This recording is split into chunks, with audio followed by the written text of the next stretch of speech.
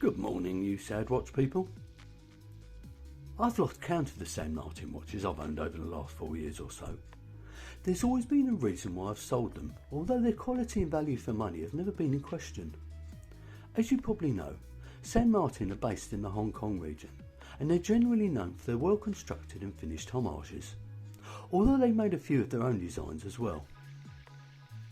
I've heard it referred to as a homage to an old Rolex, and a homage to a Tudor Black Bay 58. I studied pictures of both, but to be honest, I'm convinced it isn't a homage to either. I think it's fair to say that it may have taken inspiration from several watches, but it certainly isn't a copy of any of them, especially with this unique colour dial. This is the version 3, so if you decide you want to get your hands on one, make sure you watch the appropriate review. And welcome to my unpaid and unsponsored review of the San Martin SN0044G version 3, the Retro Diver.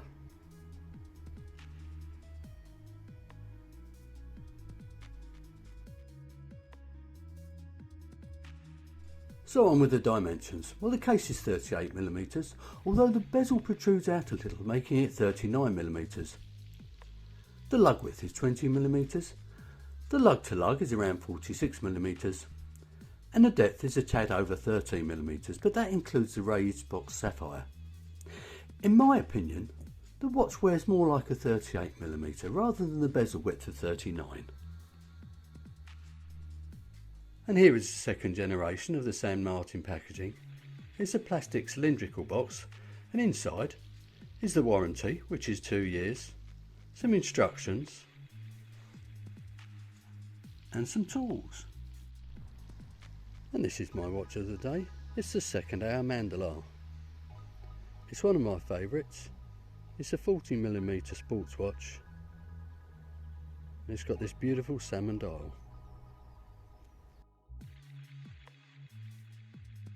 The crown is signed with something that looks like a dollar sign. It's 7mm, it screws down, it operates the movement perfectly, although there is a ghost position, and the engagement actually is very good. However, it would have been better if the crown was a little bit deeper, as this would have made it easier to use.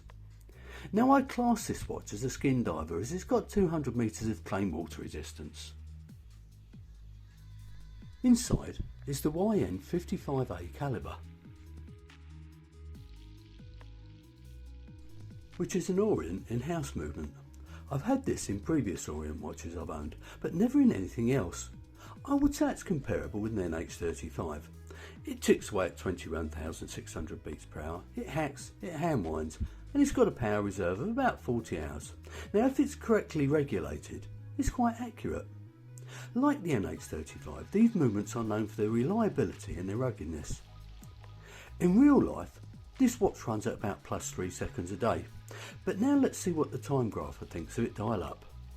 And there we are, an excellent set of figures, a 0 beat error, 0 second rate, and a good amplitude. No complaints there.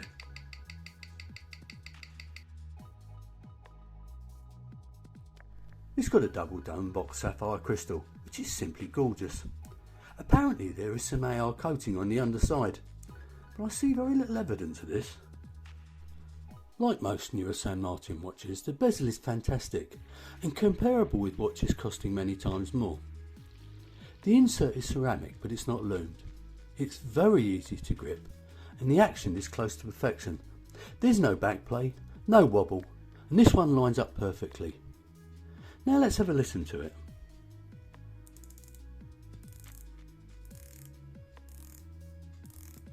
Well done, San Martin. For the bezel you get 10 out of 10. I'm always astounded by the level of finishing San Martin produce. The case is almost solely satin brushed, although there is a fine polished chamfer. As you can see, the case itself is nicely shaped, and it fits perfectly to the back of the wrist. The case back is plain and simple, but if you want to remove it, you're going to need one of those special tools. They aren't too expensive, but if you're really lucky, you're going to be able to remove it with one of those rubber ball things. How could I have not been attracted towards this lovely dial?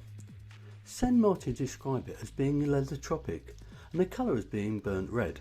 I would actually say it's more like a burnt orangey brown. Anyway, whatever you call it, it's very special. All the indices are painted on, and there is a minute track on the outside. On this particular watch we have the vintage style font, but it may be possible that you can get this watch with other logos and perhaps not one at all.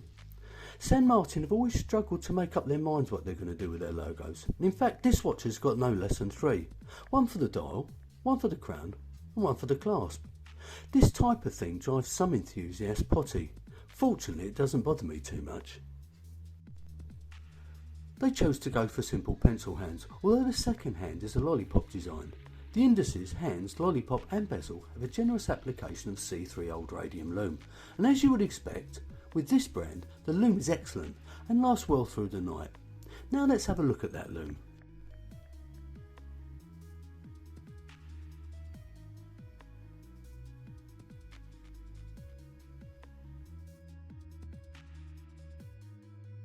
Now if this bracelet and clasp arrived on a watch costing 4 or 5 times as much, you really wouldn't question it.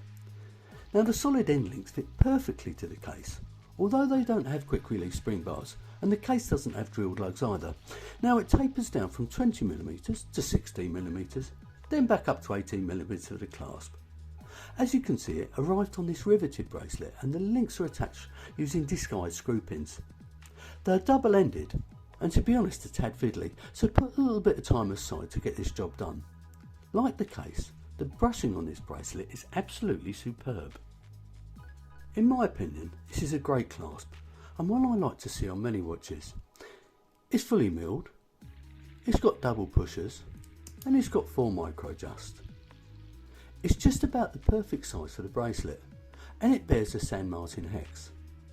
At some point I would like to see San Martin included on the fly adjustment for the clasp, so watch this space. Price and value for money. Well, if you buy this new and you live in the UK, expect to pay around £250, and that's after you've paid the necessary taxes of course. If you live in the US, it's going to probably be a little bit cheaper than that. Now it's fair to say that if you buy a Pagani design or a steel dive watch with similar specs to this, it's going to be cheaper. But believe me, the overall quality is going to finish well short of this. Now as far as value for money is concerned, let's put it like this. A Swiss branded watch made to this standard will cost you between 3 and 4 times as much, and quite possibly have parts made in the factory up the road. So of course it represents good value for money. Now for what it's worth, like most of my watches, I bought this one used, and in this case I paid about 60% of the original price, although when it arrived it was in excellent condition. To my knowledge, this had no QC issues when it arrived with the original owner, and none when it got to me. But is there anything I would change? Of course there is. I believe San Martin probably need 2 logos, one for their vintage style watches and one for the rest. Then they need to be consistent with what they're doing. Like I said, I can live with it, especially considering the price, but some people may not. I also would have a look at the screw pins. Perhaps a false rivet at one end and a disguised screw pin at the other would make it a lot easier to size. Finally, and as mentioned, a deeper crown would have been nice. Other than those fairly few minor niggles, I find this watch terrific. As usual with San Martin, the overall finishing is superb. The dial is both unusual and attractive, the bezel's top notch, and the bracelet, other than the fiddly screw pins, is absolutely the dog's bolarks. In summary, I wanted to add another diver to my collection, and being the very poor man I am, I didn't want to spend too much. Now when you're on a budget, but you don't want tat, San Martin is always a good place to start, and for me, this watch proved that point. If you don't like this dial colour, it also comes in black, and if there is anything else you're not sure of, well, you can track down a version 1 or 2 because there are still a few floating about. Finally, I will shortly be doing a head-to-head between this and the Phoibos Voyager 3, so keep a lookout. Now that brings me to the end of this review. So if you've enjoyed it, please click on the like button. Make sure you subscribe if you haven't already, leave your comments below and enjoy the rest of your day.